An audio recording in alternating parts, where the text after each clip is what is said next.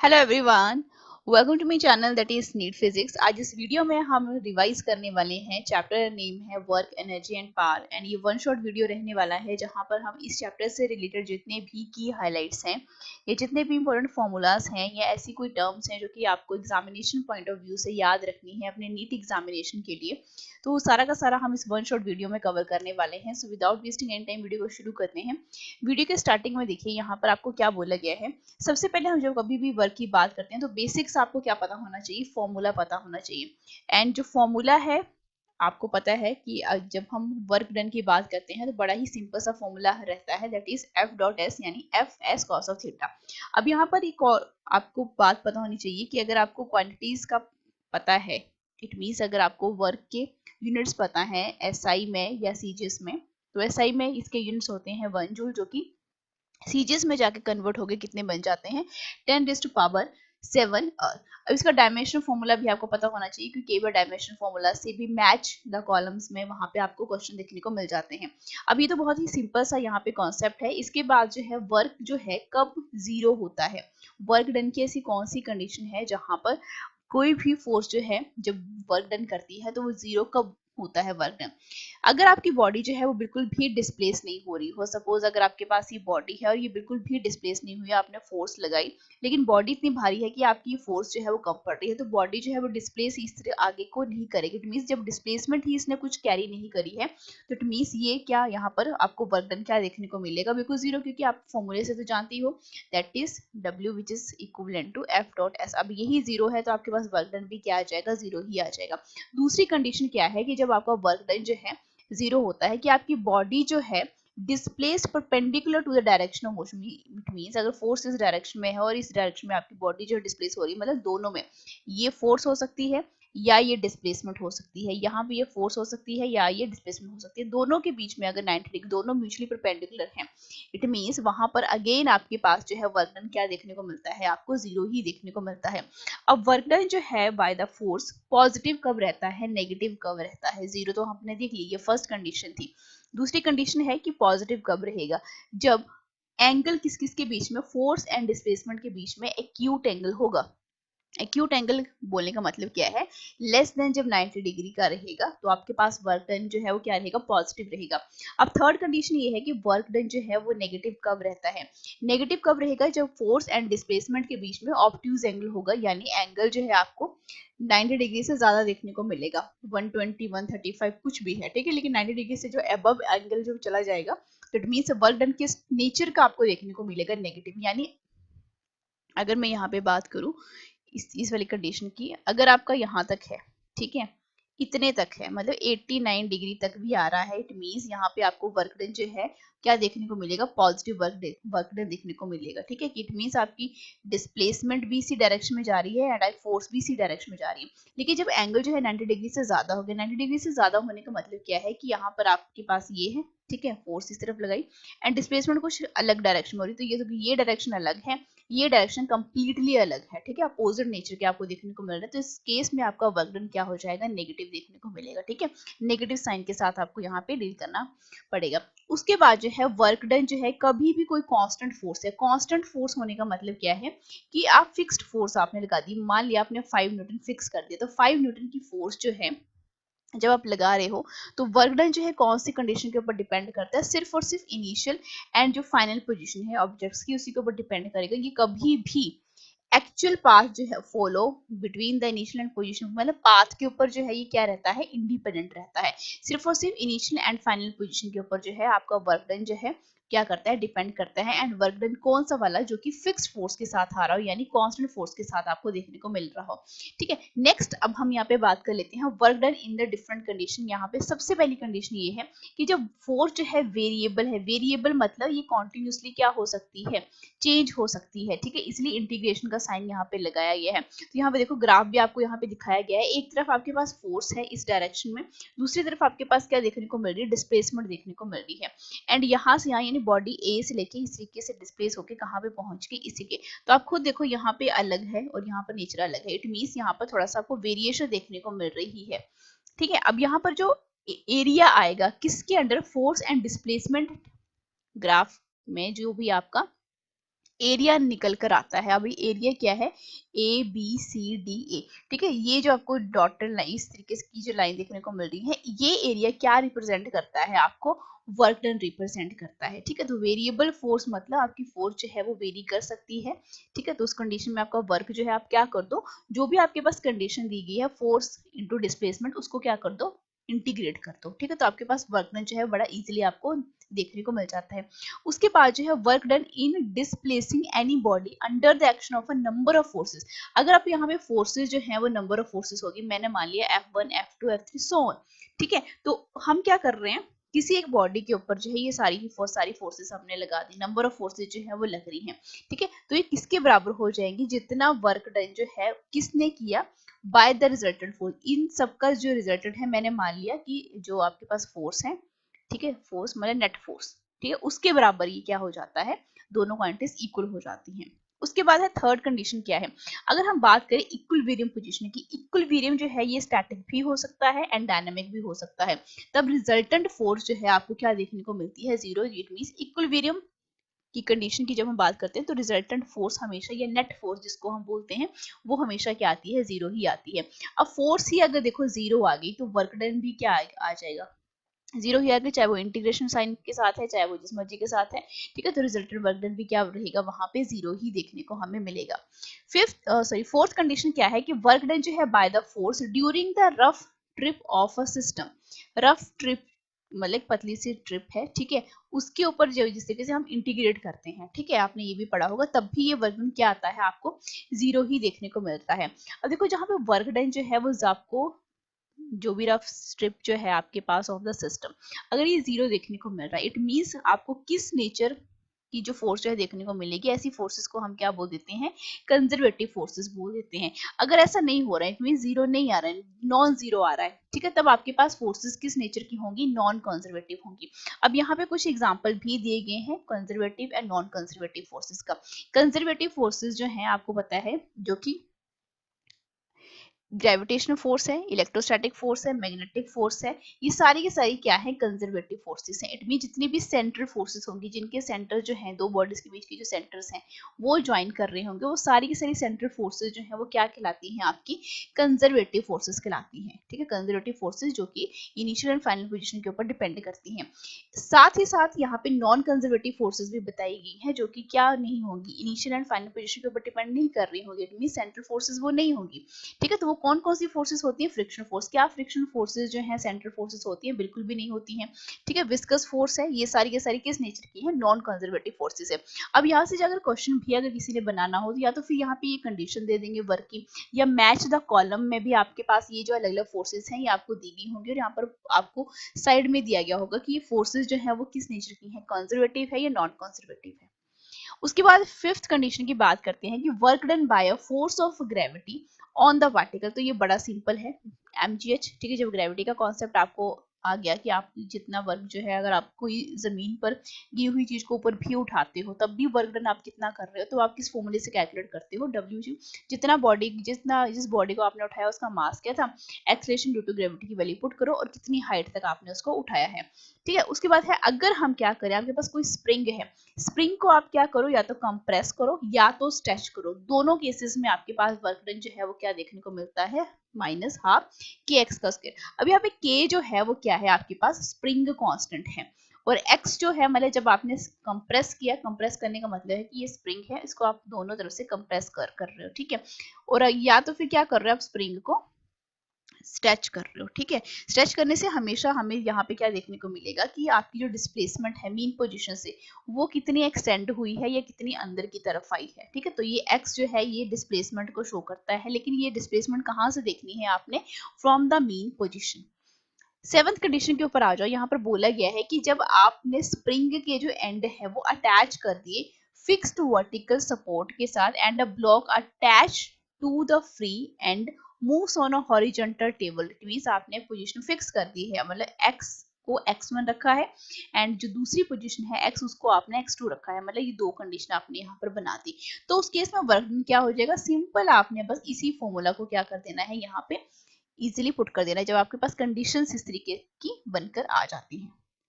उसके बाद है लास्ट कंडीशन है कि वर्क डन जो है, अगर आप क्या करो, एंगुलर डिस्प्लेसमेंट आपने दी, तो आपको पता है जब हम कभी भी एंगुलर डिस्प्लेसमेंट देते हैं तो एक क्वांटिटी जो है प्रोड्यूस होती है, that quantity is termed as couple. ठीक है, तो यहाँ पे वर्क डन जो है वो किसकी इक्वल आ जाएगा, टॉ यानी टॉर्क डॉट थीटा। ठीक है, टॉर्क क्या होता है, फोर्स इनटू परपेंडिकुलर डिस्टेंस। ठीक है, एंड थीटा जो है यहाँ पे क्या शो कर रहा है, एंगुलर डिस्प्लेसमेंट को शो कर रहा है। अब ये एनर्जी की का कॉन्सेप्ट देखो, यहाँ से ये बिल्कुल भी क्वेश्चन आपको नहीं पूछा जाएगा, यहाँ पे सिंपल आपको बोला गया कि एनर्जी क्या है, फॉर्मूला दिया गया है एंड डिफरेंट डिफरेंट टाइप की एनर्जीज बोली गई है और एनर्जी के टाइप बोले गए हैं। पहला है आपके पास mechanical energy. Mechanical energy basically क्या है, सम है काइनेटिक एंड पोटेंशियल एनर्जी का। अब मैकेनिकल एनर्जी के दो टाइप होते हैं, वन इज काइनेटिक एनर्जी जो कि आपको पता है, ये बताने की जरूरत बिल्कुल भी नहीं है। दूसरा है आपके पास पोटेंशियल एनर्जी, जिसको भी बताने की यहाँ पे जरूरत बिल्कुल भी नहीं है। लेकिन आपने यहाँ पे याद क्या रखना है कि जब कभी भी हम पोटेंशियल एनर्जी, अभी इस चैप्टर में से ना पोटेंशियल एनर्जी के बेसिस के ऊपर बहुत ज्यादा क्वेश्चन पूछे जाते हैं। बेसिकली आप ये देखो कि जब हम कभी पोटेंशियल एनर्जी, इसको हम यूएक्स के साथ यहाँ पे डिफाइन कर रहे हैं, अगर फोर्स आपके पास ये फंक्शन है किसी मतलब डिस्प्लेसमेंट का, तो आपके पास फोर्स जो है आप इस तरीके से डिफाइन करते हो। ठीक है, तो यहाँ पर आपके पास जो फॉर्मूला बेसिकली निकल कर आता है वो ये निकल कर आता है। तो पोटेंशियल एनर्जी जो है वो हमेशा डिफाइन होती है कंजर्वेटिव फोर्सेस के साथ। ठीक है, इसकी एग्जिस्टेंस कभी भी नॉन कंजर्वेटिव फोर्सेस के साथ नहीं देखी जाती है, ये भी कई बार क्वेश्चन जो है आपसे पूछा जा सकता है। और पोटेंशियल एनर्जी जो है वो हमेशा डिपेंड करती है फ्रेम ऑफ रेफरेंस के ऊपर। ठीक है, उसके बाद है कि हमारे पास जो पोटेंशियल एनर्जीज हैं, ठीक है, तीन बहुत ही इंपॉर्टेंट एनर्जीज के साथ हम डील करते हैं।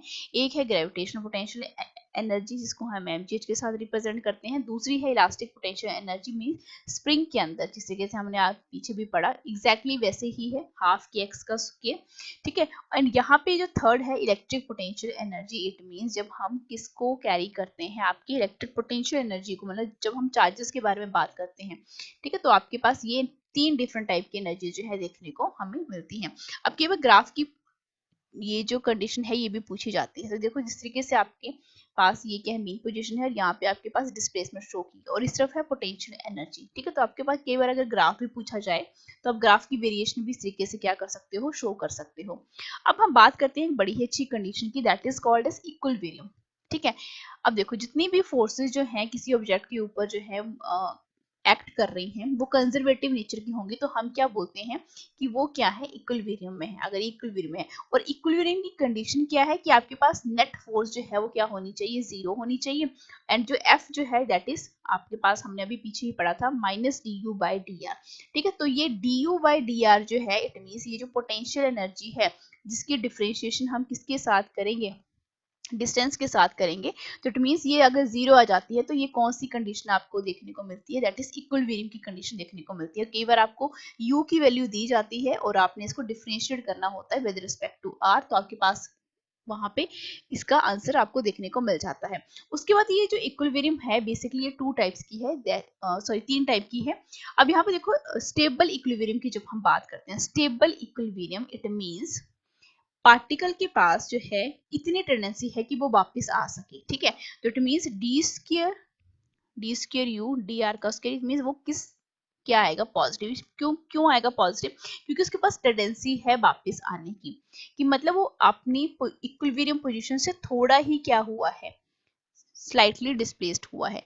अनस्टेबल इक्विलिब्रियम में क्या है कि वो किस डायरेक्शन में जाएगा, जिस डायरेक्शन में आप क्या दे रहे हो, उसको डिस्प्लेसमेंट दे रहे हो। ठीक है, वहां से स्लाइड डिस्प्लेसमेंट हमें देखने को मिलेगी फ्रॉम द इक्विलिब्रियम पोजीशन। तो ये किस डायरेक्शन में मूव करेगा, in the direction of displacement, मतलब उस तरफ। तो ये किस टाइप की डिस्प्लेसमेंट हमें देखने को मिली, अनस्टेबल। तो यहाँ पे आपके पास जो ये D square U D R का स्क्वायर है ये किस नेचर के साथ आएगा, नेगेटिव नेचर के साथ आएगा। इसके बाद बड़ी अच्छी एक इक्विलिब्रियम की कंडीशन है जिसको हम न्यूट्रल इक्विलिब्रियम बोलते हैं। मतलब ना ही तो ये जिस डायरेक्शन में है वहां पर जाएगा, ना ही तो वापस आने की पोजीशन में रहेगा। तो जब ना ही तो आगे जा रहा है ना ही तो पीछे जा रहा है, तो इट मीन्स मतलब आगे की डायरेक्शन में भी नहीं जा रहा है, इट मीन्स मीन पोजीशन के ऊपर है। तो यहाँ पर जो है इसका ना ही तो हमें पॉजिटिव साइन देखने को मिल रहा है, ना ही तो पीछे की तरफ हमें नेगेटिव साइन दे, तो ये बीच में कहीं है, इट मीन्स हम इसको क्या ले लेते हैं, जीरो। तो ये इस टाइप की इक्विलिब्रियम को हम क्या बोल देते हैं, न्यूट्रल इक्विलिब्रियम की। If the displacement from the equilibrium position if has neither the tendency to move in the direction, इस तरफ डिस्प्लेस कर रहे हो फिर भी नहीं जा रहा है, इस तरफ कर रहे हो फिर भी नहीं जा रहा है, तो यहाँ पर इस टाइप की कंडीशन को हम क्या बोल देते हैं, न्यूट्रल इक्विलिब्रियम बोल देते हैं। इसके बाद है आपके पास वर्क एनर्जी थ्योरम, इसका भी देखो ये फॉर्मूला जो है आपने याद रखना है। ठीक है। और यहाँ पर आपने और क्या इसके बारे में याद रखना है कि अगर जो नेट वर्क आपने किया है अगर वो पॉजिटिव आपको निकल कर आता है तो इट मीन्स इसको अगर हमने किस के रिस्पेक्ट में लिखना हो, वर्क एनर्जी थ्योरम में लिखना हो, तो आपको पता है कि ये किसकी इक्वल आता है। जिस तरीके से यहाँ पे बेटा फॉर्मूला भी लिखा गया है, आप इस तरीके से भी देख सकते हो। तो ये भी क्या आता है, पॉजिटिव। अब पॉजिटिव आने का मतलब क्या है कि जो आपके पास kinetic energy, final kinetic energy है, वो क्या होगी, इनिशियल काइनेटिक एनर्जी से वो ज्यादा होगी। ठीक है, तो मतलब काइनेटिक एनर्जी जो है वो क्या करेगी, इंक्रीज करेगी एंड वाइस वर्सा। ठीक है, उसके बाद है कि ये जो थ्योरम है वर्क एनर्जी थ्योरम, ये नॉन इनर्शियल फ्रेम्स में अप्लाइड कर सकते हैं। और non inertial frame of reference में हम लिखते क्या है कि जितना भी वर्क डन जो है वो फोर्सेस कर रही हैं, चाहे वो सूडो फोर्सेस ही हैं। ठीक है, कोई फर्क नहीं पड़ता कि आपके पास जो फोर्सेस हैं वो एक्चुअल नेचर की हैं या सूडो नेचर की हैं। तो जितना भी वर्क डन होगा वो किसके इक्वल आएगा, चेंज इन काइनेटिक एनर्जी किस फ्रेम में, in the non inertial frame.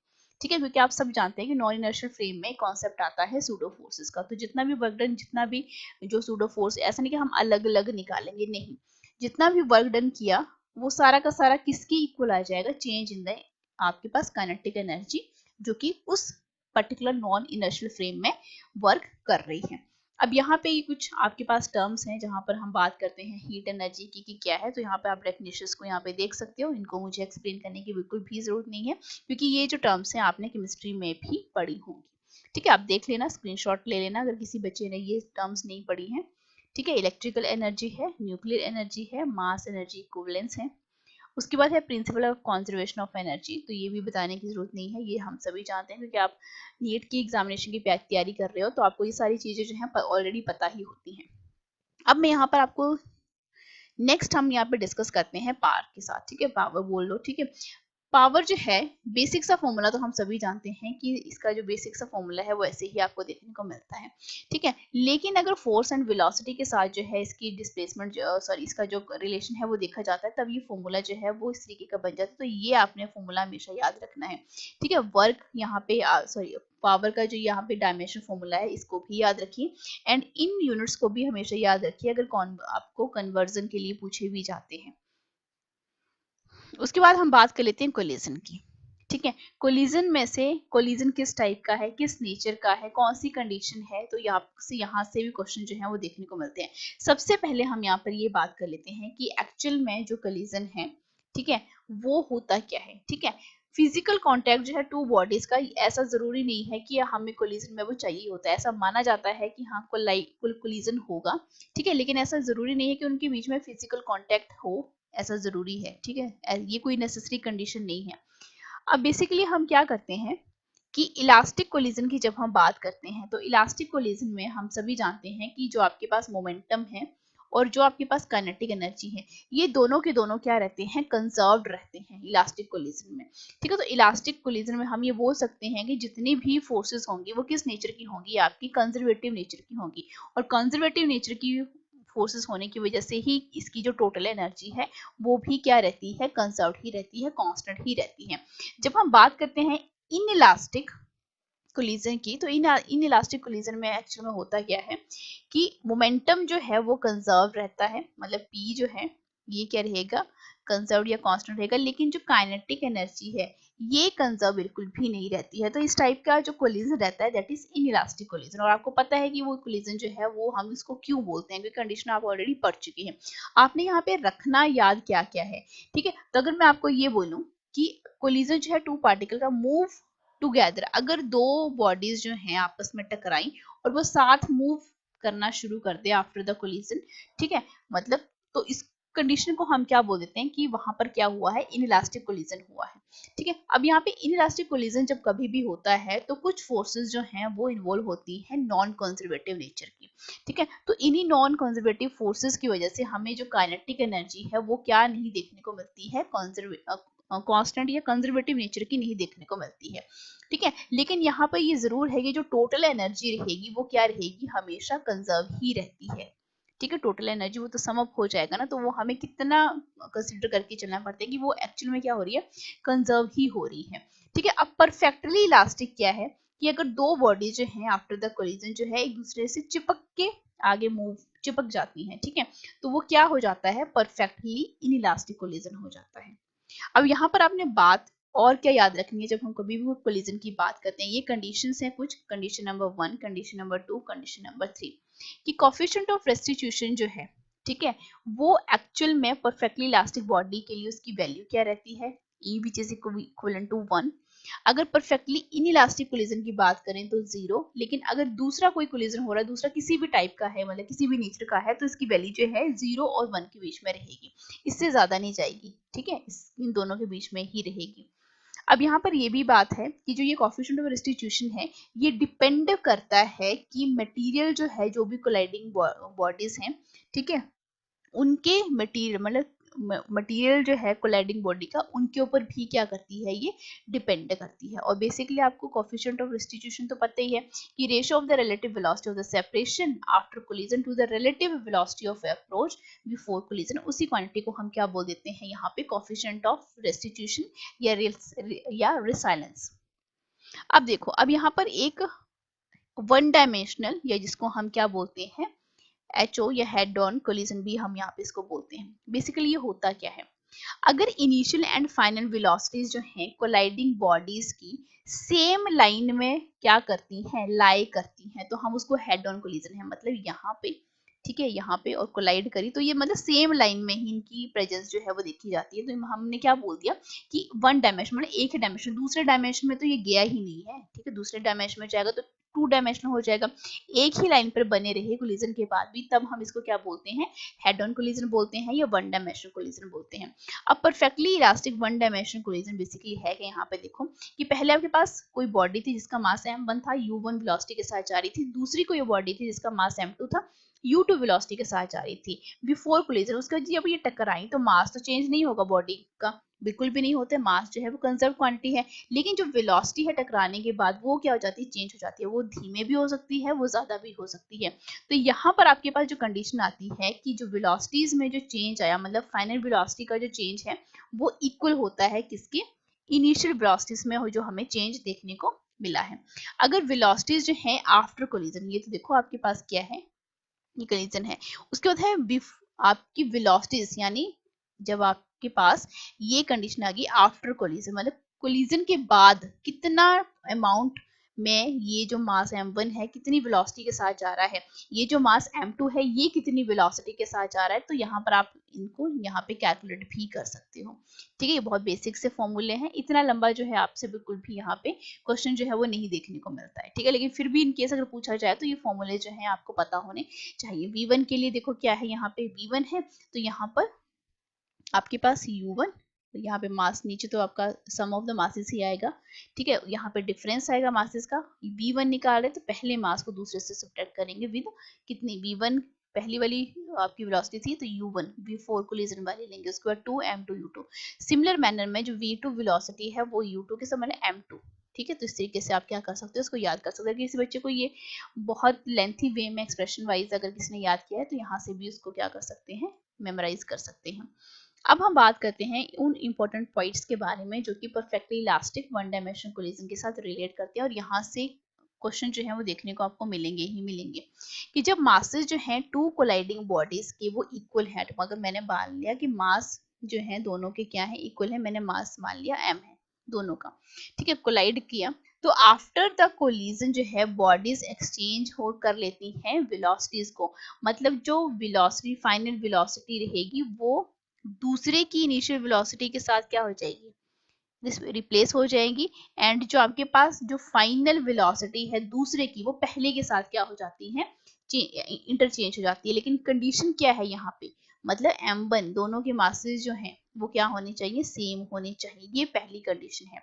दूसरी कंडीशन देखो यहाँ पे क्या है कि अगर सेकेंड बॉडी जो है सेम मास की है, दोनों क्या है, रेस्ट के ऊपर है, तो आफ्टर द कोलिजन जो है फर्स्ट बॉडी जो है क्या आ जाती है, रेस्ट के ऊपर आ जाती है, एंड सेकंड बॉडी जो है वो इनिशियल वेलोसिटी जो पहली बॉडी की है, मतलब v1 वेलोसिटी जो है वो क्या बन गई, रेस्ट के ऊपर मतलब 0, और v2 वेलोसिटी जो है वो क्या बन गई, initial velocity of the first body. ये कुछ कंडीशंस हैं जो कि आपको पता होनी चाहिए।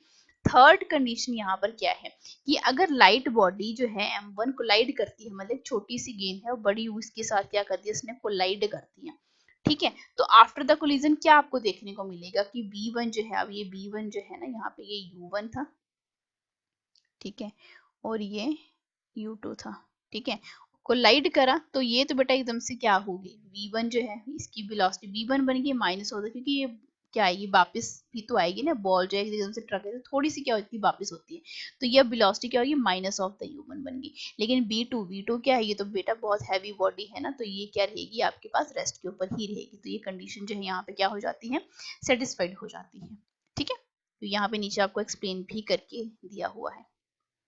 उसके बाद है आपके पास, this is the condition number 4, ये कंडीशन नंबर 4 है कि अगर बहुत हैवी बॉडी जो है स्मॉल इससे टकराई, अगर मैंने बोला कि बहुत बड़ी कुछ ऐसी गाड़ी थी, ठीक है, मतलब गाड़ी है ये इस तरीके से और इस तरीके से, और ये यहाँ पे किसी पर्सन से टकरा गई, ठीक है।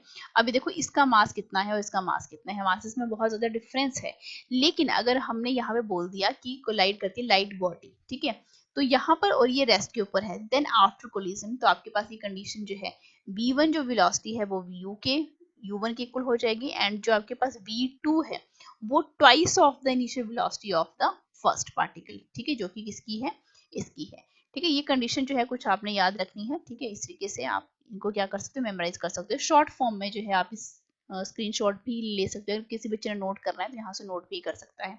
अब हम बात करते हैं इलास्टिक वन डायमेंशन कोलिजन में कि जो लॉस रहता है काइनेटिक एनर्जी में वो कितना देखने को मिलता है, ठीक है। बहुत लंबा एक्सप्रेशन याद करने की आपको जरूरत नहीं है, ठीक है, अगर आपने डेरिवेशन पढ़ी है तो आप उस मेथड से भी याद रख सकते हो, लेकिन जब हम रिवीजन करते हैं तो आपको ये वैल्यू जो है एकदम से मेमोराइज होनी चाहिए, आपकी जो वैल्यूज हैं वो आपकी टिप्स के ऊपर होनी चाहिए, ठीक है।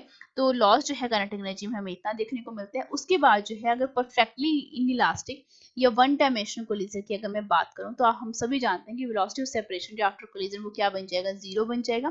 तो लॉस जो है काइनेटिक एनर्जी में वो कितना देखने को मिलेगा, यहाँ पे देखो कोएफिशिएंट ऑफ डिस्ट्रीब्यूशन, इसकी वैल्यू को 0 पुट कर दो, सेम यही है आपके पास फॉर्मूला, ठीक है, m1 m2 और ये तो वैल्यू रहेगी, लेकिन इसके साथ जो है वेलोसिटी ऑफ सेपरेशन की वैल्यू बेटा, हाँ इसकी बड़े ये नहीं है, जस्ट अ मिनट, ठीक है, ये वैल्यू अलग है, ठीक है, इसको आप क्या कर दो, इस तरीके से यहाँ पे पुट कर दो, ठीक है। दोनों देखो अगर आपके पास ये 1 2 ये इनइलास्टिक वन डायमेंशनल कोलिजन है, ये perfectly inelastic one dimensional collision है, दोनों की कंडीशन जो है आप इस तरीके से क्या कर सकते हो, याद रख सकते हो।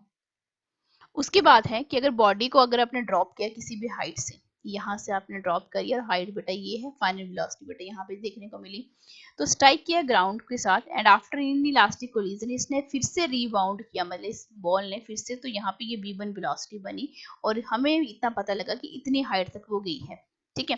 तो यहाँ पे कोएफिशिएंट ऑफ डिस्ट्रीब्यूशन हम सभी जानते हैं कि आपके पास velocity of approach and separation जो भी है, ठीक है, इसका क्या ले लो हम यहाँ पे इस तरीके से, हमने इस तरीके से लिख दिया, ठीक है, क्योंकि हम सभी जानते हैं ना कि v जो है वो 2gh के इक्वल होता है। अब हाइट जो है आपने h1 मानी है, ओरिजिनल जिसकी हाइट है वो कितनी है आपके पास h0 है, तो ये हाइट की रिस्पेक्ट में भी कोएफिशिएंट ऑफ डिस्ट्रीब्यूशन की वैल्यू जो है बेटा पूछी जाती है और यहाँ से न्यूमेरिकल जो है वो जरूर बनेगा ही बनेगा, ठीक है।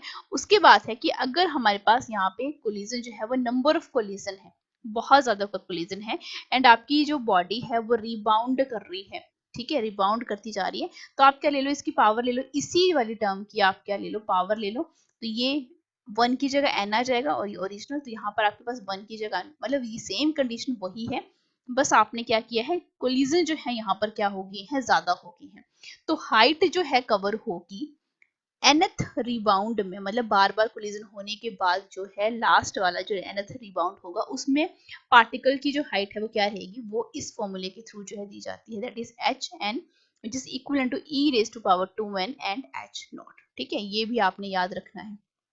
उसके बाद हम बात कर लेते हैं टू डायमेंशनल या ऑब्लिक कोलिजन की। ऑब्लिक कोलिजन क्या है, जो कि हमें प्लेन में देखने को मिलता है। अगर इनिशियल एंड फाइनल वेलोसिटी जो है ऑफ द कोलाइडिंग पार्टिकल, मतलब एक उसमें नहीं गए हैं, मतलब दूर दूर चले गए हैं वो, ठीक है, मतलब सेम लाइन में नहीं गए वो, उन्होंने अपना डायमेंशन जो है चेंज कर दिया, प्लेन में चले गए, तो प्लेन में हम बात करते हैं तो टू डायमेंशन बन गया, तो इसी टाइप के कोलिजन को हम ऑब्लिक कोलिजन भी बोलते हैं। अब देखो हॉरिजॉन्टल डायरेक्शन में तो आपको कंडीशन यही देखने को मिलेगी विद द एंगल्स, ठीक है, कंडीशन वही है m1 u1 m2 u2, लेकिन साथ में यहाँ पे अब एंगल की टर्म में हम लिख रहे हैं, तो आपके पास ये एंगल जो है मेंशन किए गए हैं, ठीक है। अब ये यहाँ पे डायग्राम को भी देख लेना, इस डायग्राम को मुझे समझाने की भी जरूरत नहीं है, हम यहाँ पे आपको मैं यहाँ पे ये बता रही हूँ कि आपने कौन कौन सी कंडीशन को याद रखना है। अगर हम वर्टिकल डायरेक्शन की बात करें तो वर्टिकल डायरेक्शन में आपकी कंडीशन जो है वो ये देखने को मिलेगी। तो यहाँ से हमें पता क्या लग रहा है कि अगर मैं ये कंडीशन पुट कर दूं कि मासेस जो हैं दोनों बॉडीज के वो सेम है, तो यहाँ पर अल्फा 1 एंड अल्फा 2 जो है वो दोनों आपस में क्या रहेंगे, परपेंडिकुलर। एंड जो एंगल दूसरे आपने माने हैं बीटा 1 एंड बीटा 2, जो कि यहाँ पर है बीटा 1 एंड बीटा 2, ठीक है, ये वाली जो है, ठीक है, ये भी क्या रहेंगे, बीटा 1 है ये और ये बीटा 2 है, तो ये भी क्या रहेंगे, आपस में परपेंडिकुलर रहेंगे, और ये भी क्या है, आपस में परपेंडिकुलर ही आपको देखने को मिलेंगे। ठीक है, क्योंकि प्लेन की हम यहाँ पे बात कर रहे हैं। अगर पार्टिकल जो है, कोई एक पार्टिकल मान लिया ए, जो कि यहाँ पे कंडीशन में दिया गया है, जो कि एक्स एक्सिस में जा रहा है इस तरीके से, ठीक है, स्पीड यू के साथ, और इलास्टिक कोलिजन यहाँ पे बनता है, और यहाँ पे जो दूसरा पार्टिकल है वो क्या है, आपने यहाँ पे रेस्ट के ऊपर रखा गया है। ठीक है, तब कंडीशन क्या होगी कि पार्टिकल ए जो है वो यहाँ चला गया इस वाली डायरेक्शन में, एंड पार्टिकल जो बी है जो कि रेस्ट के ऊपर था, कोलिजन होने के बाद वो यहाँ पे चला गया। तो एंगल्स की नोटेशन में अगर मैं लिखूं इसको, तो ये तो बेटा एक्स एक्सिस ही रहेगी। ठीक है, तो यहाँ पर आपके पास ये एंगल अल्फा लिया, ये एंगल बीटा लिया, ठीक है, दोनों इसमें, तो ये आपस में क्या है, परपेंडिकुलर टू ईच अदर है। ठीक है, तो कंजर्वेशन लॉ के अकॉर्डिंग, जो कि हम बोलते हैं कि जब हम कोलिजन इस तरीके का देखते हैं, तो conservation of law of momentum के अकॉर्डिंग जो है, इनिशियल जो आपके पास क्या देखने को मिला था, मोमेंटम, इनिशियल मोमेंटम किसका, इसका, तो बेटा कितना था वो m1u, तो यहाँ पे भी m1u फाइनल। दूसरे का तो होगा नहीं, क्यों, दूसरे का क्यों नहीं होगा, क्योंकि बेटा ये क्या है, रेस्ट के ऊपर है, मूव ही नहीं कर रहा है, तो मतलब u2 जो है वो क्या हो गया, 0 हो गया। ठीक है, उसके बाद है फाइनल। फाइनल क्या रहेगा, m1v1, और यहाँ पे एंगल कौन सा था, cos ऑफ अल्फा, तो cos ऑफ अल्फा आएगा, plus m2v2 cos of beta. ठीक है, तो यहाँ पर आपके पास ये कंडीशन जो है वो इसी के देखने को मिलेगी दोनों के लिए। ठीक है, before and after the collision. तो ये कुछ आपके पास कुछ इंपॉर्टेंट पॉइंट्स थे इस चैप्टर में से, वर्क एंड एनर्जी वाले चैप्टर में से इंपॉर्टेंट की हाइलाइट्स थे, जो कि आपको जानना बहुत ज़्यादा ज़रूरी थे एक रिवीजन पर्पस के लिए। तो आज की वीडियो में सिर्फ इतना ही, मिलते हैं नेक्स्ट वीडियो में। Till then thank you so much, like share and subscribe for more videos.